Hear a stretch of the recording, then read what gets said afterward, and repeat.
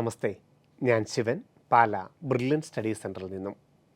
ജെഇമെയിൻ 2024 online application ചെയ്യുമ്പോൾ ശ്രദ്ധിക്കേണ്ടത് എന്തൊക്കെയാണെന്നും എങ്ങനെയാണ് ഓരോ കോളങ്ങളും ഫില്ല് ചെയ്യേണ്ടതെന്നുമാണ് ഇന്ന് നമ്മൾ ചർച്ച ചെയ്യുന്നത്.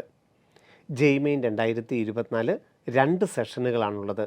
ഒന്ന് ജനുവരി 24 മുതൽ ഫെബ്രുവരി 1 തീയതി വരെയുള്ള ഓൺലൈൻ എക്സാമും, രണ്ടാമത്തെ സെക്ഷൻ ഏപ്രിൽ 1 മുതൽ ഏപ്രിൽ 5 വരെയുള്ളതും.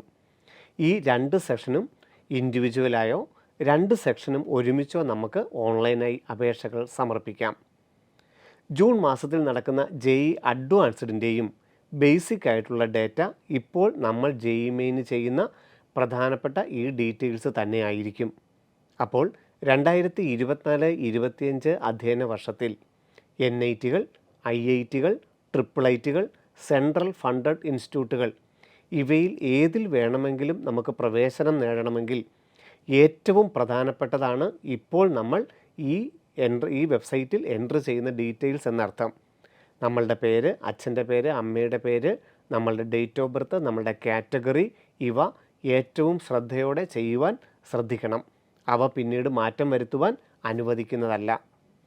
ജെഇമെയിൻ 2024 അപ്ലൈ ചെയ്യേണ്ട വെബ്സൈറ്റ് jemain.nta.ac.in. നമ്മൾ പറഞ്ഞു 2 സെഷൻ ഉണ്ട് എന്ന് പറഞ്ഞു, ജനുവരിയിലും ഏപ്രിലും. നമുക്ക് ഈ 2 സെഷനിലും എവിടെയാണ് പരീക്ഷ എഴുതേണ്ടതെന്നുള്ളതിനെക്കുറിച്ചൊരു ഗ്രാഹ്യമുണ്ടായിരിക്കണം. അതിനനുസരിച്ചാണ് നമ്മൾ അഡ്രസ്സ് കൊടുക്കേണ്ടത്. പെർമനൻ്റ് അഡ്രസ്സും പ്രസൻറ്റ് അഡ്രസ്സും നമ്മൾ ഏത് സംസ്ഥാനത്തെയാണോ ഫില്ല് ചെയ്യുന്നത് ആ സംസ്ഥാനത്തെ എക്സാം സെൻറ്റർ മാത്രമേ അനുവദിക്കുകയുള്ളൂ. എന്നാൽ അത് നമ്മുടെ അഡ്മിഷന് യാതൊരു വിധത്തിലും ബാധിക്കുകയുമില്ല.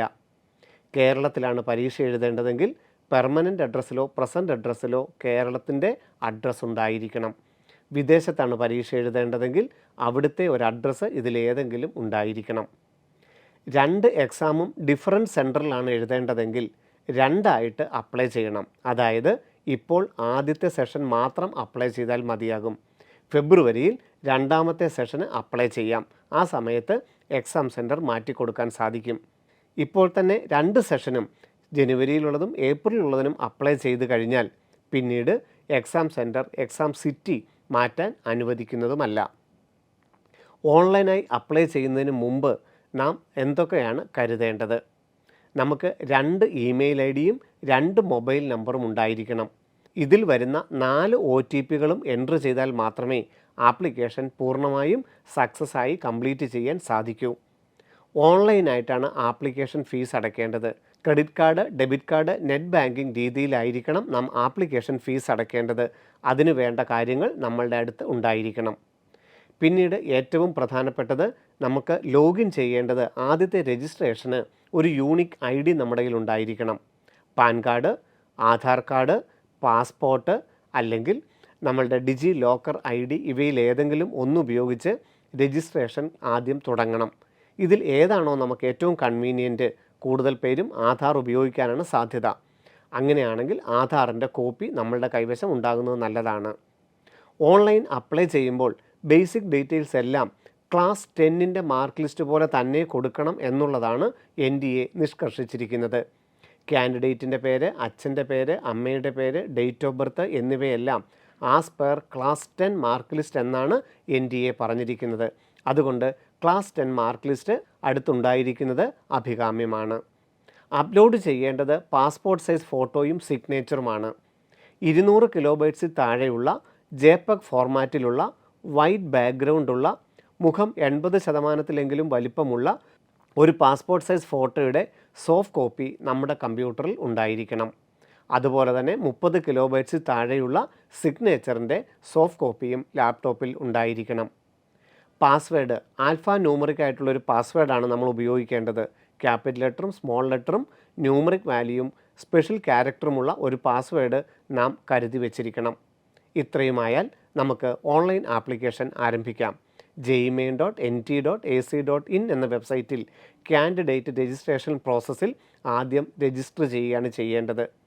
നാം ആധാർ നമ്പറോ പാസ്പോർട്ട് നമ്പറോ ഡിജി ലോക്കർ നമ്പറോ ക്രെഡിറ്റ് കാർഡ് നമ്പറോ കൊടുത്ത് രജിസ്റ്റർ ചെയ്യുമ്പോൾ കൊടുക്കുന്ന ഡീറ്റെയിൽസ് പിന്നീട് എഡിറ്റ് ചെയ്യാനുള്ള അവസരം ഉണ്ടായിരിക്കുന്നതല്ല. അഡ്രസ്സ് പെർമനൻ്റ് അഡ്രസ്സും പ്രസൻറ്റ് അഡ്രസ്സും ഒന്ന് തന്നെയാണെങ്കിൽ ഒരഡ്രസ്സ് കൊടുത്താൽ മതിയാകും. അഡ്രസ്സ് സംബന്ധിച്ചുള്ള പ്രൂഫുകളൊന്നും അപ്ലോഡ് ചെയ്യേണ്ടതായിട്ടില്ല. ഏത് കാറ്റഗറിയാണ് നമ്മൾ എന്നുള്ളത് വ്യക്തമായി അറിഞ്ഞിരിക്കണം. ജനറൽ വിഭാഗം, OBC വിഭാഗം, EWS വിഭാഗം, SC/ST വിഭാഗം, PWD വിഭാഗം എന്നിവ നാം ഇപ്പോൾ തന്നെ രേഖപ്പെടുത്തേണ്ടതുണ്ട്. എന്നാൽ PWD ഒഴിച്ചുള്ളതൊന്നിനും തന്നെ സർട്ടിഫിക്കറ്റുകൾ അപ്ലോഡ് ചെയ്യേണ്ടതായിട്ടില്ല. 2024 ഏപ്രിൽ 1 ശേഷം നോൺ ക്രിമിലെയർ സർട്ടിഫിക്കറ്റ് തഹസിൽദാരിൽ നിന്നും ലഭിക്കുന്നവർ OBC എന്ന് കാറ്റഗറി അടയാളപ്പെടുത്തണം. അതുപോലെ തഹസിൽദാരിൽ നിന്നും EWS certificate, SC/ST caste certificate കിട്ടുന്നവർ ആ കാറ്റഗറിക്ക് അനുസരിച്ച് വേണം ഓൺലൈൻ ആപ്ലിക്കേഷൻ ഫില്ല് ചെയ്യാൻ. കാറ്റഗറിയെക്കുറിച്ച് വ്യക്തമായൊരു ധാരണ ഉണ്ടായിരിക്കണം. OBC വിഭാഗത്തിലുള്ളവർ 95% പേർക്കും കാറ്റഗറി OBC നോൺ ക്രിമിലെയർ കിട്ടാൻ അർഹതയുണ്ട് എന്നുള്ളത് മനസ്സിലാക്കി അത് കിട്ടുമോ ഇല്ലയോ എന്ന് ചോദിച്ചു മനസ്സിലാക്കിയിട്ട് വേണം അപ്ലൈ ചെയ്യാൻ. ഇപ്പോൾ നമ്മൾ ഒരു സർട്ടിഫിക്കറ്റും അപ്ലോഡ് ചെയ്യേണ്ടതായിട്ടില്ല താനും. ഇപ്പോൾ നമ്മൾ ജനറൽ എന്ന് കൊടുക്കുകയാണെങ്കിൽ അലോട്ട്മെൻറ്റിൻ്റെ ജോസ സമയത്ത് OBCയിലോട്ട് കൺവേർട്ട് ചെയ്യുന്നതിനോ ഇപ്പോൾ OBC എന്ന് കൊടുത്തതിന് ശേഷം അലോട്ട്മെൻറ്റ് സമയത്ത് നമുക്ക് സർട്ടിഫിക്കറ്റ് കിട്ടായക വന്നാൽ ജനറലിലോട്ട് മാറ്റാനോ നിർവാഹമുണ്ടായിരിക്കുന്നതല്ല. കാറ്റഗറി ചേഞ്ച് ഒരു കാരണവശാലും അനുവദിക്കുന്നതല്ല. അതുകൊണ്ട് കാറ്റഗറിയെ സംബന്ധിച്ച് വ്യക്തമായൊരു ധാരണ ഉണ്ടായിരിക്കണം. ഇനി രജിസ്ട്രേഷൻ പ്രോസസ്സിലേക്ക്. jemain.nt.ac.in എന്ന വെബ്സൈറ്റിൽ കാൻഡിഡേറ്റ് രജിസ്ട്രേഷൻ ലിങ്കിൽ നമ്മൾ ക്ലിക്ക് ചെയ്താൽ ആദ്യം നമ്മളോട് ഏത് ബേസിക് ഡാറ്റ യൂണിക് ID വെച്ചാണ് രജിസ്റ്റർ ചെയ്യുന്നതെന്നാണ് നോക്കുന്നത്. അതിൽ ആധാർ, അതുപോലെ പാൻ കാർഡ്, പാസ്പോർട്ട് നമ്പർ, അതുപോലെ തന്നെ ക്രെഡിറ്റ് കാർഡ് നമ്പർ, ഡിജി ലോക്കർ ഏത് വേണമെങ്കിലും നമുക്ക് വെച്ച് രജിസ്ട്രേഷൻ ആരംഭിക്കാം. ഉദാഹരണത്തിന് ആധാർ നമ്പർ വെച്ചാണ് നമ്മൾ രജിസ്റ്റർ ചെയ്യാൻ താല്പര്യമെങ്കിൽ ഇപ്പോൾ ഉദയയുടെ ഡേറ്റയായിട്ടൊന്നും വെരിഫൈ ചെയ്യുന്നില്ല. ആധാറുമായിട്ട് നമ്മുടെ പേരോ അല്ലെങ്കിൽ കാറ്റഗറിയോ ഡേറ്റ് ഓഫ് ബർത്തോ അച്ഛൻ്റെ പേരോ എന്ത് വ്യത്യാസമുണ്ടെങ്കിലും ഇപ്പോൾ ഉദയയുടെ ഡേറ്റയുമായിട്ട് വെരിഫൈ ചെയ്യുന്നില്ല. പകരം എക്സാം സെൻറ്ററിലും അഡ്മിഷൻ സമയത്തുമാണ് ആധാറുമായി വെരിഫൈ ചെയ്യുന്നത്. ആധാർ അല്ല നമ്മൾ കൊടുക്കുന്നതെങ്കിൽ ബാക്കി ഡിജി ലോക്കറോ പാസ്പോർട്ടോ വേറെ ഏതെങ്കിലുമാണ് കൊടുക്കുന്നതെങ്കിൽ എക്സാം സെൻറ്ററിൽ 1 മണിക്കൂർ മുമ്പ് തന്നെ നമ്മൾ ചെന്ന് നമ്മളുടെ ബയോമെട്രിക് ഇൻസ്പെക്റ്റ് ചെയ്യേണ്ടതാണ്. ആധാറാണ് നമ്മൾ കൊടുക്കുന്നതെങ്കിൽ I have Aadhaar enrolment number എന്ന് കൊടുത്തിട്ട് ആധാർ നമ്പർ നമുക്ക് കൊടുത്തിട്ട് രജിസ്ട്രേഷൻ ലിങ്കിലേക്ക് പോകാം. അടുത്ത സ്റ്റെപ്പിലെത്തി കഴിയുമ്പോൾ നിങ്ങളോട് 3 ചോദ്യങ്ങളാണ് ഉണ്ടാവുക. ഒന്ന്, എക്സാം സെൻറ്ററിൽ ആധാർ നിങ്ങൾ പ്രസൻറ്റ് ചെയ്യുമോ? അവിടെ നിങ്ങൾക്ക് അത് ഒതൻറ്റിക് ആണെന്നുള്ളത് പ്രൂവ് ചെയ്യാൻ സാധിക്കുമോ? അങ്ങനെ സാധിക്കുമെന്നുണ്ടെങ്കിൽ നമുക്കത് കൊടുക്കാം. കാരണം അവിടെ നമ്മുടെ ഉദയയുടെ ഡേറ്റയുമായിട്ട് വെരിഫൈ ചെയ്തിട്ട് നമ്മുടെ ബയോമെട്രിക്ക് അവിടെയാണ് എക്സാം സെൻറ്ററിലാണ് വെരിഫൈ ചെയ്യുന്നത്. എന്നാൽ നമുക്ക് ആധാർ നമുക്ക് ഒതൻറ്റിക്കായിട്ട് അവർക്ക് കൊടുക്കാൻ നിർവാഹമില്ല എങ്കിൽ നമുക്ക് അത് രേഖപ്പെടുത്താം. പകരം അവിടെ നമ്മളുടെ ബയോമെട്രിക് അതല്ലാതെ തന്നെ അവർ രേഖപ്പെടുത്തിക്കൊള്ളും. ഇനി ആധാറെ നമുക്കില്ല എങ്കിൽ അതും ഇപ്പോൾ തന്നെ രേഖപ്പെടുത്താം. ആധാർ ഉണ്ട്, അത് നമുക്ക് ബയോമെട്രിക് രേഖപ്പെടുത്തുന്നതിൽ തടസ്സമില്ല എങ്കിൽ ആദ്യത്തെ തന്നെ സെലക്ട് ചെയ്യുകയും അടുത്ത സ്റ്റെപ്പിലേക്ക് പ്രൊസീഡ് ചെയ്യുകയും ചെയ്യാം. ഇനിയാണ് രജിസ്ട്രേഷൻ്റെ ഏറ്റവും പ്രധാന ഘട്ടം. കാരണം നമ്മളുടെ പേഴ്സണൽ ഡീറ്റെയിൽസ്, കാൻഡിഡേറ്റിൻ്റെ പേരും ഡീറ്റെയിൽസും ക്ലാസ് 10ൻ്റെ മാർക്ക് ലിസ്റ്റ് അനുസരിച്ചാണ് ഫില്ല് ചെയ്യേണ്ടത്. ഇവിടെ അഡ്രസ്സോ കാറ്റഗറിയോ ക്ലാസ് 10ൻ്റെ മാർക്ക് ലിസ്റ്റ് അനുസരിച്ച് ചെയ്യണമെന്ന് യാതൊരു നിർബന്ധവുമില്ല. കാൻഡിഡേറ്റിൻ്റെ പേരും അച്ഛൻ്റെ പേരും അമ്മയുടെ പേരും ഡേറ്റ് ഓഫ് ബർത്തുമാണ് as per class 10 mark list അനുസരിച്ച് പൂരിപ്പിക്കേണ്ടത്. ഇനി കാൻഡിഡേറ്റിൻ്റെ പേര്, അതിനുശേഷം 10ാം ക്ലാസ്സിൻ്റെ മാർക്ക് ലിസ്റ്റ് അനുസരിച്ച് കുട്ടിയുടെ അച്ഛൻ്റെ പേര്, പിന്നെ കുട്ടിയുടെ അമ്മയുടെ പേര്, പിന്നെ കാൻഡിഡേറ്റിൻ്റെ ഡേറ്റ് ഓഫ് ബർത്ത്, അതിനുശേഷം ജെൻഡർ, പിന്നെ ഐഡൻറ്റിറ്റി ടൈപ്പ്. എക്സാം ഹാളിലും അഡ്മിഷൻ സമയത്തും വാലിഡ് ഫോട്ടോ ID പ്രൂഫ് നമ്മളുടെ കയ്യിൽ ഉണ്ടാവണം. അത് ഏതൊക്കെയാണ് എന്നുള്ളത് കൂടി നോക്കാം. Any other valid government ID proof എന്ന് പറഞ്ഞാൽ Aadhaar, bank passbook with photograph, class 12ൻ്റെ admit card, election ID card, PAN card അല്ലെങ്കിൽ പാസ്പോർട്ട് അല്ലെങ്കിൽ കാൻഡിഡേറ്റിൻ്റെ ഫോട്ടോ ഉള്ള റേഷൻ കാർഡ്. ഇത് ഫോട്ടോ വെരിഫൈ ചെയ്യാനുള്ളതാണ്. അപ്പോൾ ഏറ്റവും പുതിയ ഫോട്ടോയുള്ള ഇതിലേത് പ്രൂഫാണോ നമ്മൾ പരീക്ഷാ ഹാളിൽ കൊണ്ടുചെല്ലാൻ സാധിക്കുന്നത് അതായിരിക്കണം ID പ്രൂഫായിട്ട് വെക്കേണ്ടത്. എല്ലാവരും സാധാരണ ആധാറാണ് കൊടുക്കാറുള്ളത്. +2 ഹോൾ ടിക്കറ്റോ പാസ്ബുക്കോ ഏത് വേണമെങ്കിലും കൊടുക്കുന്നതിന് യാതൊരു കുഴപ്പവുമില്ല. ഓൺലൈൻ അപ്ലൈ ചെയ്യുമ്പോൾ കൊടുക്കുന്നത് തന്നെ പരീക്ഷാ ഹാളിൽ കൊണ്ടു ചെല്ലണമെന്ന് നിർബന്ധവുമില്ല. ആധാറാണ് കൊടുക്കുന്നതെങ്കിൽ ആധാർ പുതിയ ഫോട്ടോ ആണെന്നുണ്ടെങ്കിൽ ആധാർ തന്നെ കൊണ്ടുപോകുന്നതായിരിക്കും ഉചിതമെന്ന് തോന്നുന്നു. അതിനുശേഷം പ്രസൻറ്റ് അഡ്രസ്സും പെർമനൻ്റ് അഡ്രസ്സും ഇവിടെയാണ് നാം ശ്രദ്ധിക്കേണ്ടത്. ജനുവരി 24-ൻ്റെയും ഏപ്രിൽ 1-ൻ്റെയും പരീക്ഷ ഏത് സംസ്ഥാനത്ത് എഴുതണമെന്ന് ഇപ്പോൾ തീരുമാനിക്കണം. കേരളത്തിൽ തന്നെയുള്ള അഡ്രസ്സാണെന്നുണ്ടെങ്കിൽ എക്സാം സെൻറ്റർ കേരളത്തിൽ മാത്രമേ അനുവദിക്കുകയുള്ളൂ രണ്ടിനും. ഇനി നമുക്ക് 2 എക്സാമും രണ്ടിടത്താണ് എഴുതേണ്ടതെങ്കിൽ, കേരളത്തിൽ തന്നെയാണ് എഴുതേണ്ടതെങ്കിൽ നിങ്ങൾ അഡ്രസ്സ് കേരളത്തിലേ കൊടുക്കുന്നു, 2 ആയിട്ട് അപ്ലൈ ചെയ്യുന്നു. ജനുവരിയിലുള്ളതും ഏപ്രിലുള്ളതും ഇപ്പോൾ തന്നെ അപ്ലൈ ചെയ്യണമെന്ന് നിർബന്ധമില്ല. ഇനി നിങ്ങൾക്ക് അഡ്രസ്സ് കേരളത്തിലാണ്, 2 എക്സാമും ഒരേ ജില്ലയിൽ തന്നെയാണ് എഴുതേണ്ടതെങ്കിൽ 2 സെഷനും ഇപ്പോൾ തന്നെ അപ്ലൈ ചെയ്യുകയും ആകാം. 2 സെഷനും ഒന്ന് ദുബായിൽ എഴുതുകയും അടുത്തത് ഏപ്രിൽ കേരളത്തിലുമാണ് എഴുതേണ്ടതെങ്കിൽ ഒന്ന് നിങ്ങൾ പെർമനൻ്റ് അഡ്രസ്സ് ഇവിടെ കൊടുക്കുക, പ്രസൻറ്റ് അഡ്രസ്സ് ദുബായിലേ കൊടുക്കുക.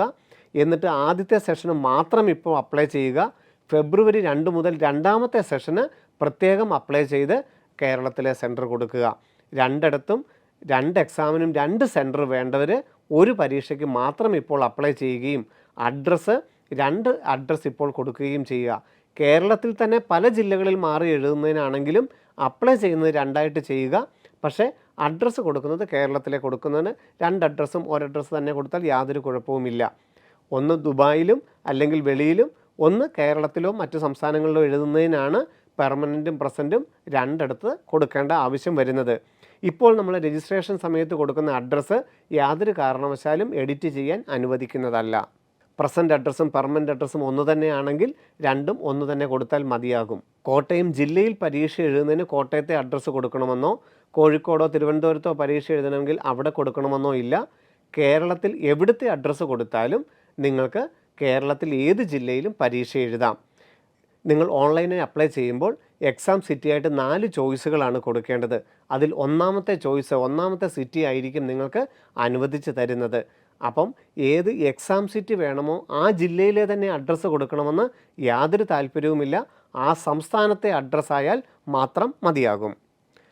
വീട്ടുപേര്, അതുപോലെ തന്നെ നമ്മുടെ പോസ്റ്റ് ഓഫീസിൻ്റെ വേണ്ട അഡ്രസ്സ്, കൺട്രി ഏതാണെന്നുള്ളത്, അതുപോലെ നമ്മുടെ പിൻകോഡ്, അതുപോലെ OTP വരാനുള്ള മൊബൈൽ നമ്പർ ആദ്യം നമ്മൾ കൊടുക്കുന്നതാണ് നമ്മളുടെ പ്രധാനപ്പെട്ട മൊബൈൽ നമ്പറും ഇമെയിൽ ഐഡിയും.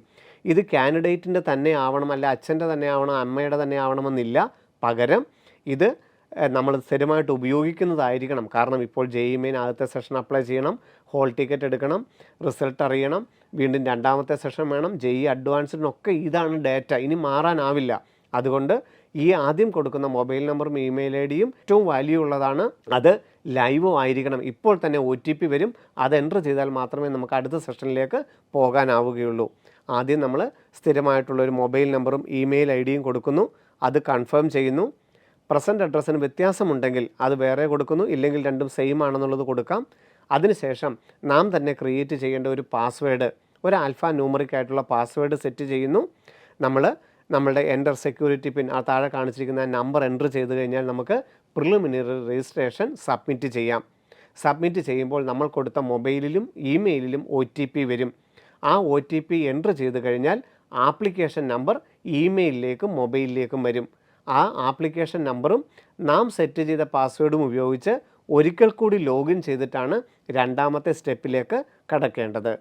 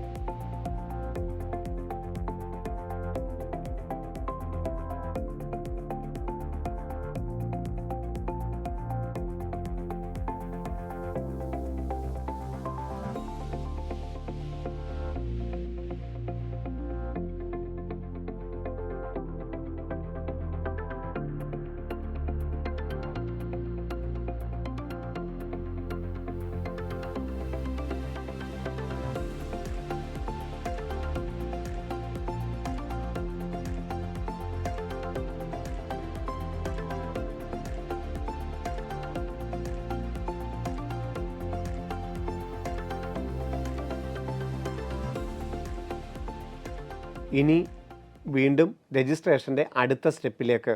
ഇപ്പോൾ നമ്മുടെ ഇമെയിൽ അഡ്രസ്സിൽ വന്നിരിക്കുന്ന ആപ്ലിക്കേഷൻ നമ്പരും നാം തന്നെ ക്രിയേറ്റ് ചെയ്ത പാസ്വേഡും ഉപയോഗിച്ച് jemain.nd.ac.in എന്ന വെബ്സൈറ്റ് വഴി രണ്ടാം ഘട്ടത്തിലേക്ക് കടക്കുന്നു. ഇവിടെ നമ്മുടെ academic details, photo, signature, payment എന്നിവ സെക്ഷനുകൾ ചെയ്ത് കൺഫർമേഷൻ പേജ് എടുക്കേണ്ടതാണ് ഇപ്പോൾ നമുക്ക് ചെയ്യേണ്ടത്.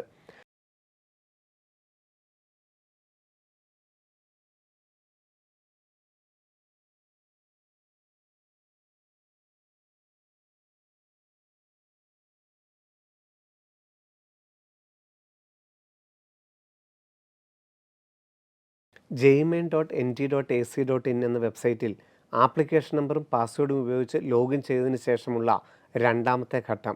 ഇവിടെ നമ്മൾ ലോഗിൻ ചെയ്ത് കഴിയുമ്പോൾ ഇടത്ത് സൈഡിൽ നമുക്ക് രജിസ്ട്രേഷൻ എന്നുള്ള ലിങ്ക് കാണാം. അവിടെ ക്ലിക്ക് ചെയ്ത് കഴിഞ്ഞാൽ നമുക്ക് പ്രൊസീഡ് ബട്ടണിലേക്ക് പോകാം. ഇവിടെ നമ്മൾ ആദ്യം രജിസ്ട്രേഷൻ സമയത്ത് എൻ്റർ ചെയ്ത ഡീറ്റെയിൽസ് എല്ലാം തന്നെ കാണാം. അതിന് ശേഷമുള്ളതാണ് നമ്മൾ ഫില്ല് ചെയ്യേണ്ടത്. ആദ്യം നാഷണാലിറ്റി, അതുപോലെ തന്നെ നമ്മൾ +2 ഏത് സംസ്ഥാനത്താണ് പഠിച്ചത്. +2 ഏത് സംസ്ഥാനത്ത് പഠിച്ചു എന്നുള്ളതനുസരിച്ചാണല്ലോ നമുക്ക് ഹോം സ്റ്റേറ്റ് കോട്ട NITകളിൽ അനുവദിക്കുന്നത്. അപ്പോൾ +2 പഠിച്ച സ്റ്റേറ്റ് ഏതാണെന്നുള്ളതും അതിൻ്റെ ഡീറ്റെയിൽസും എൻ്റർ ചെയ്യണം. പിന്നീട് നമ്മുടെ കാറ്റഗറി, യാതൊരുവിധ റിസർവേഷൻ ലഭിക്കാത്തവർക്ക് ജനറൽ, അൺറിസർവ്ഡ് ഒന്ന് ഫില്ല് ചെയ്യാം. മുസ്ലിം, ഈഴവ, വിശ്വകർമ്മ, ലാറ്റിൻ കാത്തലിക്സ് പോലെ OBC വിഭാഗമാണെങ്കിലും തഹസിൽദാരിൽ നിന്ന് നോൺ ക്രിമിലെയർ സർട്ടിഫിക്കറ്റ് ലഭിക്കുകയില്ല എങ്കിൽ ജനറൽ, അൺറിസർവ്ഡ് എന്നാണ് ഫില്ല് ചെയ്യേണ്ടത്. OBC നോൺ ക്രിമിലെയർ സർട്ടിഫിക്കറ്റ് കിട്ടുന്നവർ മാത്രമേ OBC എന്ന് രേഖപ്പെടുത്താവുള്ളൂ. അതുപോലെ EWS കിട്ടുന്നവർ EWS എന്നും, SC/ST വിഭാഗം അങ്ങനെയും രേഖപ്പെടുത്തുക. അതിനുശേഷം 40% മുകളിലുള്ള PWD certificate, persons with disability certificate കയ്യിലുള്ളവർക്ക് PWD എന്ന് രേഖപ്പെടുത്താം. അതുപോലെ തന്നെ PWD ഏതൊക്കെ കാറ്റഗറിയാണ് എന്നുള്ളതും രേഖപ്പെടുത്താം. അതിനുശേഷം ഡയബറ്റിക് പേഷ്യൻ്റ് ആണോ എന്നുള്ളൊരു ചോദ്യമുണ്ട്. എക്സാം സമയത്ത് അതിനാവശ്യമായ മരുന്നുകളോ ആഹാര സാധനങ്ങളോ എക്സാം സെൻറ്ററിൽ അനുവദിക്കുന്നതിന് വേണ്ടിയിട്ടുള്ളതാണ് ആ ചോദ്യം. ആർ യു ഡയബറ്റിക് എന്ന്. അതിനനുസരിച്ച് നമുക്ക് ഫില്ല് ചെയ്യാം.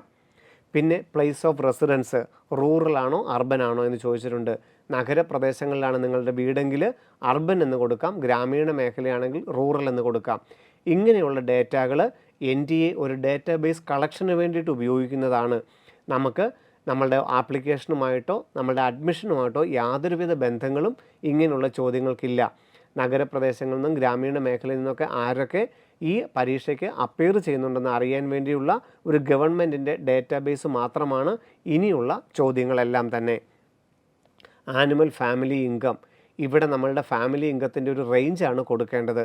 ആ കോളം ഫില്ല് ചെയ്തെങ്കിൽ മാത്രമേ മുമ്പോട്ട് പോവുകയുള്ളൂ.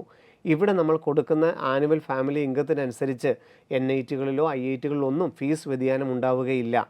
അഡ്മിഷൻ സമയത്ത് ജോസയുടെ അലോക്കേഷന് ശേഷം NITകളിൽ അഡ്മിഷന് ചെല്ലുമ്പോൾ അല്ലെങ്കിൽ IITകളിൽ അഡ്മിഷന് ചെല്ലുമ്പോഴാണ് നമുക്ക് ജനറൽ റൂൾസ് പ്രകാരമുള്ള ഇൻകം സർട്ടിഫിക്കറ്റ് ഹാജരാക്കേണ്ടത്.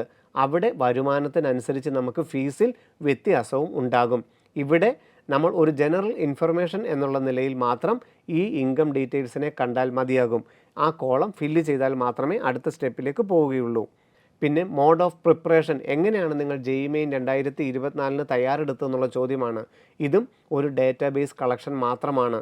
ഇതിനകത്ത് സെൽഫ് സ്റ്റഡി എന്നോ ട്യൂഷൻ എന്നോ കോച്ചിങ് എന്നോ ഏത് വേണമെങ്കിലും നിങ്ങൾക്ക് ഫില്ല് ചെയ്യാം.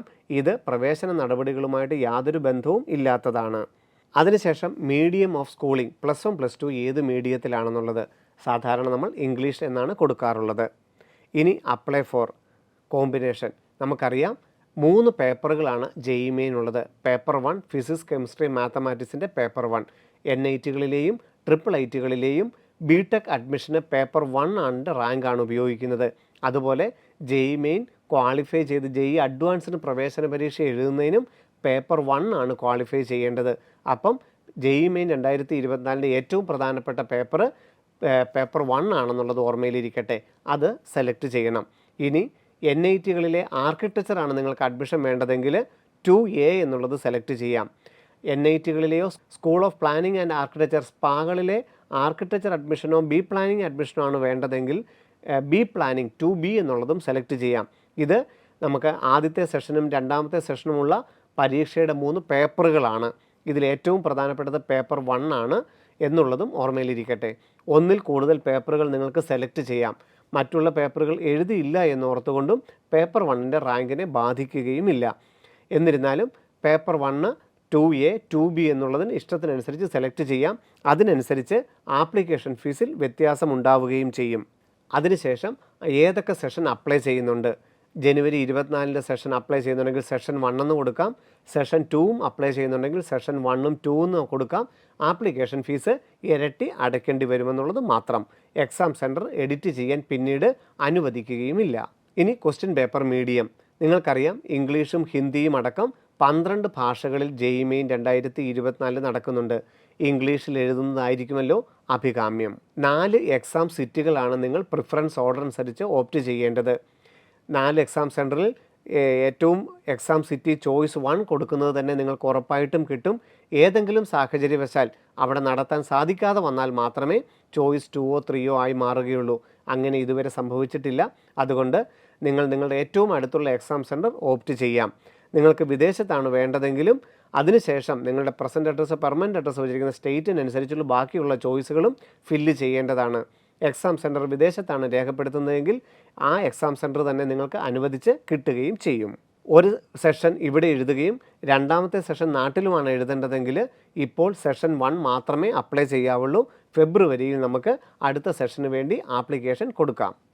ഇതിന് ശേഷം അക്കാഡമിക് ഡീറ്റെയിൽസ്, ക്ലാസ് 10ൻ്റെയും ക്ലാസ് 12ൻ്റെയും അക്കാഡമിക് ഡീറ്റെയിൽസ് ആണ് എൻട്രി ചെയ്യേണ്ടത്. ആദ്യം ക്ലാസ് 10, അതിൻ്റെ പാസിംഗ് സ്റ്റാറ്റസ്, പാസ്ഡ്, അതുപോലെ തന്നെ 10th or equivalent qualifying examination എന്ന് കൊടുക്കാം. Place of schooling, rural, urban എന്ന് കൊടുക്കാം. ഇതൊക്കെ ഒരു ഡേറ്റാബേസ് കളക്ഷൻ മാത്രമാണ്. യാതൊരു തരത്തിലും നമ്മുടെ പ്രവേശനത്തിനെ ബാധിക്കുന്നില്ല. നമ്മുടെ സ്കൂളിരിക്കുന്ന സ്ഥലം, 10ാം ക്ലാസ്സിൽ പഠിച്ച സ്കൂളിരിക്കുന്ന സ്ഥലം ഗ്രാമീണ മേഖലയാണോ നഗര മേഖലയാണോ എന്നുള്ളതാണ് ചോദ്യം. ഏത് വേണമെങ്കിലും കൊടുക്കാം. അതിനുശേഷം സ്കൂളിൻ്റെ ടൈപ്പ് ഗവൺമെൻറ് ആണോ പ്രൈവറ്റ് ആണോ സെമി ഗവൺമെൻറ് ആണോ എന്നുള്ളത്. നമുക്ക് CBSE സ്കൂളുകളൊക്കെയാണ് പ്രൈവറ്റ് സ്കൂളെന്ന് കൊടുക്കാം. നവോദയ, KV പോലുള്ളതാണ് ഗവൺമെൻറ് മേഖല എന്ന് കൊടുക്കാം.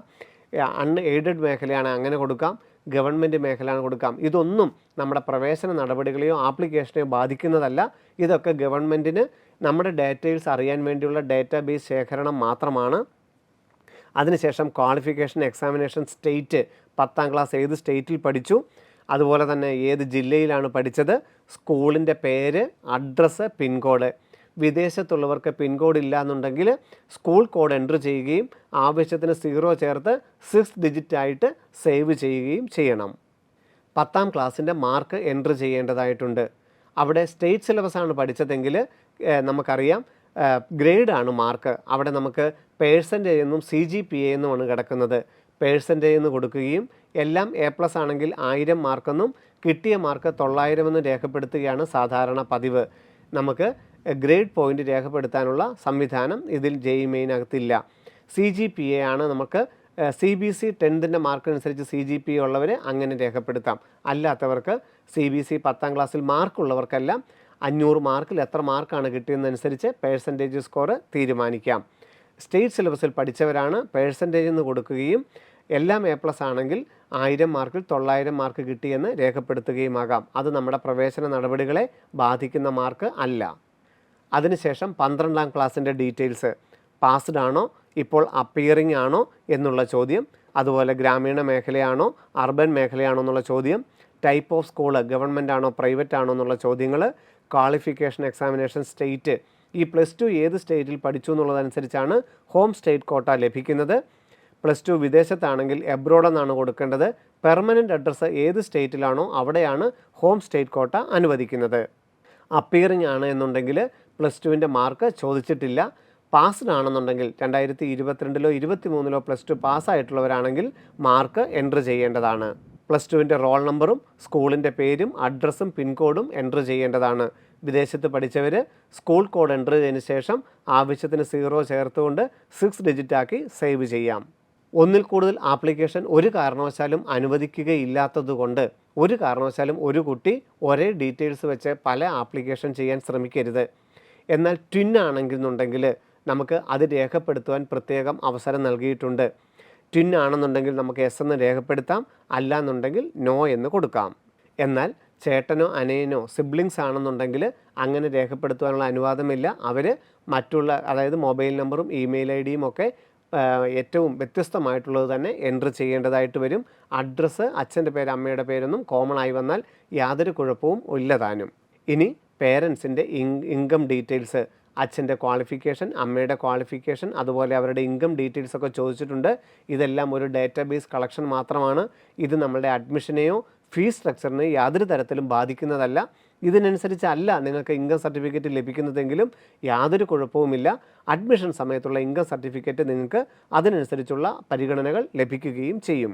അച്ഛനോ അമ്മയോ ഇപ്പോൾ ഇല്ലാത്ത സാഹചര്യമാണെന്നുണ്ടെങ്കിൽ അവിടെ ഗാർഡിയൻ്റെ ഡീറ്റെയിൽസോ അല്ലെങ്കിൽ ഇപ്പോൾ ഉള്ള ആളുടെ ഡീറ്റെയിൽസോ വീണ്ടും എൻട്രി ചെയ്യുന്നതിന് യാതൊരു തടസ്സവുമില്ല. ആ കോളങ്ങളിൽ ഏതെങ്കിലും ഒരു ഡാറ്റ ഫില്ലായിരിക്കണമെന്ന് നിർബന്ധം മാത്രമേ ഉള്ളൂ. ഇനി അപ്ലോഡിംഗ് സെക്ഷനാണ്. ഫോട്ടോഗ്രാഫും സിഗ്നേച്ചറും മാത്രമാണ് അപ്ലോഡ് ചെയ്യേണ്ടതായിട്ടുള്ളത്.